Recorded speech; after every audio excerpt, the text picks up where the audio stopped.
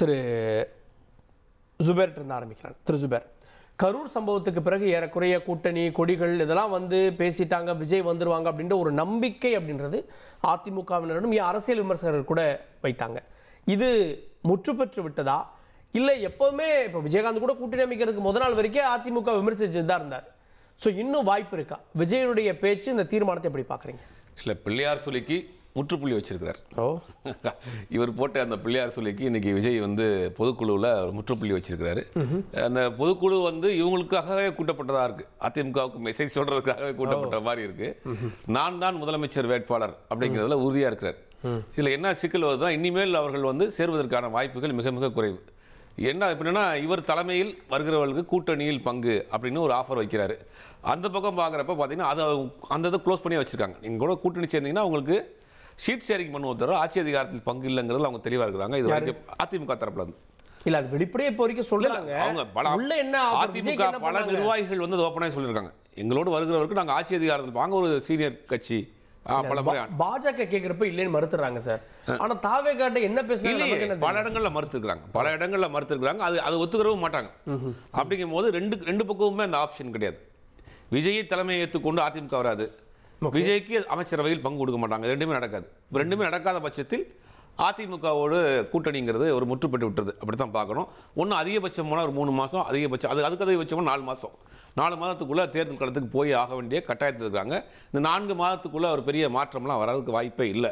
அவர் முழுவதுமாக நான் வந்து திமுகவுக்கு நான் தான் மாற்று அப்படிங்கிற ஒரு அரசியலை அவர் கையில் எடுத்துகிட்டு போகிறார். திமுகவுக்கு மாற்று அப்படின்னு சொல்கிறதே ஒரு காமெடியான விஷயமா பார்த்தாலும் கூட, ஆனால் அவருடைய மனதில் அப்படி ஒரு ஆழமான ஒரு விஷயம் இருக்கு. நான் தான் வந்து அடுத்த முதலமைச்சர் கேண்டிடேட்டு. அந்த நிர்வாகிகள்லாம் சொல்கிறாங்க, 6 மாதத்தில் நாங்கள் ஆட்சி அதிகாரத்தை பிடிக்க போகிறோம், 6 ஆட்சி அதிகாரம் கைக்கு வந்த பிறகு உங்களுக்குலாம் இருக்குது அப்படின்னு பொதுக்குழுவிலேயே மிரட்டுகிற தோணியில் இப்போ அவங்க பேச ஆரம்பிச்சிருக்கிறாங்க. அப்போ இவர்களை பொறுத்த வரைக்கும் ஒரு நாம் தலைமையிலான ஒரு கூட்டணி அமைக்கணுங்கிறதுல உறுதியாக இருக்காங்க. அதிமுக கூட்டணிக்கு முற்றுப்புள்ளி வைத்து விட்டாங்க. இதில் என்ன கொடுமையான விஷயம் அப்படின்னா, அதிமுகவின் நிலைமை தான் இன்றைக்கி பெரிய கேள்விக்குறியாக வந்து நிற்கிது. கடந்த 1 மாதமாக தலைமறைவாக இருந்தாங்களா, தனித்து இருந்தார்களா, தொடர்பு எல்லைக்கு அப்பால் இருந்தாங்களா, பல காரணங்கள் சொல்லலாம். அவங்க நாங்கள் தனிச்சு இல்லை, தலைமறைவாக இல்லை அப்படின்னு அவங்க தாவேகா சொன்னாலும் கூட அந்த கடந்த 1 மாதமாக அதிமுக நிர்வாகிகள் தான் தாவேகாவுக்காக தொடர்ந்து பேசிக்கிட்டே இருந்தாங்க.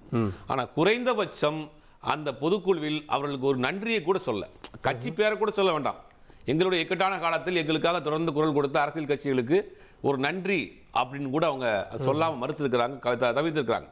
அதெல்லாம் பார்க்குறப்ப கண்டிப்பாக அதிமுக தாவேகா கூட்டணி என்பது இனிமேல் தொடர்வதற்கான, இனிமேலும் வரக்கூடிய காலங்களில் தொடர்வதற்கான வாய்ப்பு இல்லை. இவங்க தனியாகவே வேலை செய்ய ஆரம்பிச்சாங்க. முதல்ல கேட்டேன், விஜயகாந்த் அப்படிதான் இருந்தாரு, கடைசி நேரத்தில் கூட்டணி அமைக்கலையா அப்படின்னு. அந்த வாய்ப்பு இல்லைன்னு ஏன் இன்னும்? விஜயகாந்த் இருந்த காலகட்டம் வேற. விஜயகாந்த் இருக்கிறப்போ விஜயகாந்த் ஆல்ரெடி ஒரு தேர்தலை சந்திச்சுட்டாரு. சந்திச்சுட்டு 2006 2009 சந்திச்சுட்டு தான் வந்திருக்கிறாரு. அப்படிங்கும்போது அன்னைக்கு எதிர்க்க வேண்டிய ஒரு கட்டாயத்தில் இருக்கிறதுனால அன்னைக்கு வர்றாரு. ஆனால் இன்னைக்கு ஒரே 1.5 வருஷம் தான் ஆகுது, கட்சி ஆரம்பிச்சு 1.5 வருஷம் தான் ஆகுது. மாதத்திற்கு ஒரு முறை தான் வெளியில் வர்றாரு. அப்படின்னு இருக்கக்கூடிய ஒரு கட்சியில தான் வந்து எப்பவுமே நான் தான் ஒரு ஐகானிக்கா இருக்குன்னு நினைக்கக்கூடியவர். ஆரம்பத்திலேயே அவர் தெளிவாக லீடர் பிம்பம் தான். விஜய் அப்படின்னா முதலமைச்சர் வேட்பாளர், முதலமைச்சர் யாருக்கும் போகணும் அப்படின்னு. அமெரிக்க மாப்பிள்ளைகள் இந்த சப் கேரக்டர்ஸ் எல்லாம் பண்ண மாட்டாரு, அவர் ஹீரோ தான் சார். அதுல ஸ்ட்ரைட்டா வந்து அது மாதிரி தான் அரசியலை நினைக்கிறாருங்கிற. சினிமா ஹீரோ, அரசியல் ஹீரோ. சினிமாவே நான் தான் ஹீரோ, அரசியல் நான் தான் ஹீரோன்னு அவர் மனதில் யாரோ ஆழமா சொல்லியிருக்கிறாங்க. அதைத்தான் அவர் பிடிச்சிட்டு தூங்கிட்டு இருக்காரு. 20% இருக்கு, 22% இருக்கு, மூடி வைக்கிறாங்க. எப்படி 20% இருக்கும்?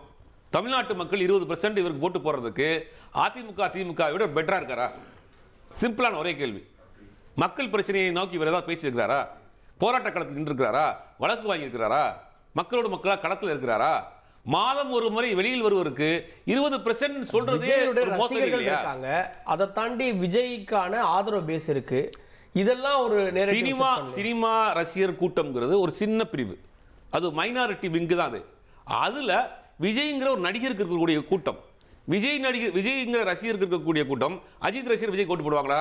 ரஜினி ரசிகர் விஜய் கோட்டு போடுவாங்களா? சினிமா ரசிகர்களுக்குள்ளேயே இத்தனை பிளவு இருக்கு, இத்தனை பிரிவு இருக்கு. இன்னைக்கு அதை போய் சரி பண்ண முடியாது உங்களால. தீவிரமான ரஜினி ரசிகர் விஜய் கோட்டு போட மாட்டாங்க, தீவிரமான அஜித் ரசிகர் விஜய் கோட்டு போட மாட்டாங்க. இதுலயே எத்தனை சில இருக்கு. 20% அப்படின்னு சொல்றது வந்து ஊதி பெரிதாக்கி ஒரு நரேஷன் செட் பண்ணக்கூடிய வேலையை பண்றாங்க.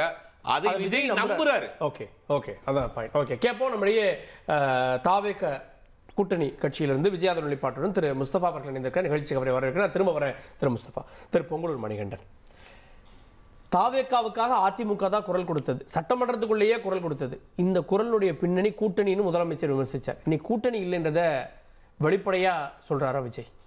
இல்லைங்க, திமுக என்ன நிலைப்பாடு எடுக்கிறதோ அதற்கு நேர் எதிரான நிலைப்பாடு எடுப்பதான அதிமுகவுடைய கடந்த கால வாடிக்கை வரலாறு. இப்போ அங்கே திமுக நெருக்கடி தருகிறது விஜய் அவர்களுக்கு.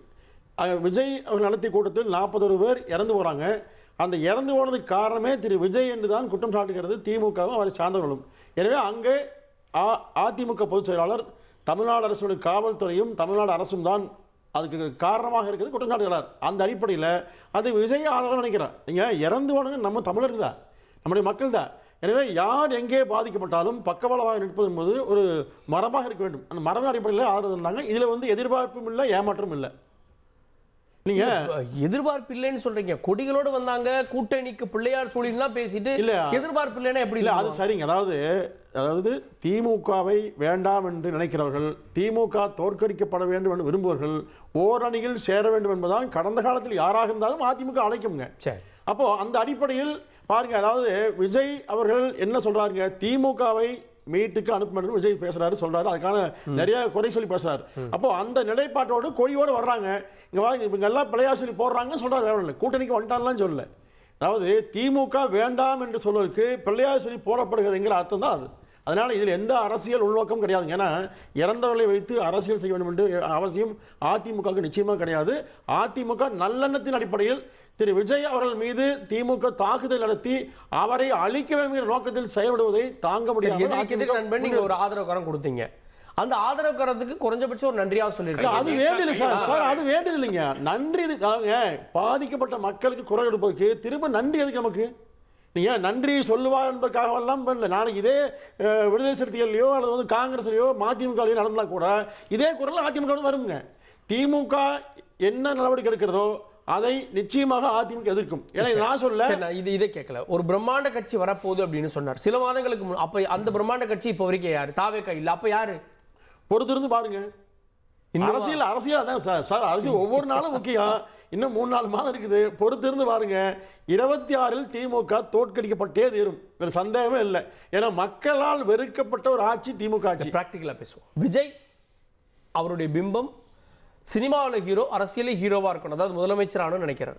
ஏற்கனவே முன்னாள் முதலமைச்சர் இபிஎஸ். எப்படி ரெண்டு பேரும் ஒரு உரையில் எப்படி ரெண்டு கட்சி இருக்க முடியும் சார்? நீங்கள் தமிழ்நாட்டில் பதிவு செய்யப்பட்ட கட்சி 461. ஒரு சில கட்சி விட்டுருங்க. பெரும்பாலான கட்சிகள் லெட்டர் பேட் கட்சியோட நீங்கள் முகநூல் எழுதும்போது பாருங்க, நாங்கள் தான் முதலமைச்சர் சொல்கிறாங்க.